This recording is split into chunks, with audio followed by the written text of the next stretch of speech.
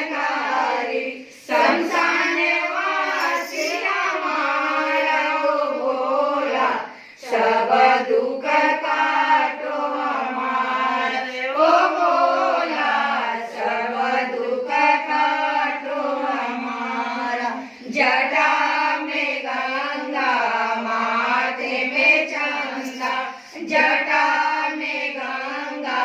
माथे में चंदा निर्मल रूप तुम्हारा ओ भोला सब दुख काटो हमारा ओ भोला सब दुख काटो हमारा ओ शंभु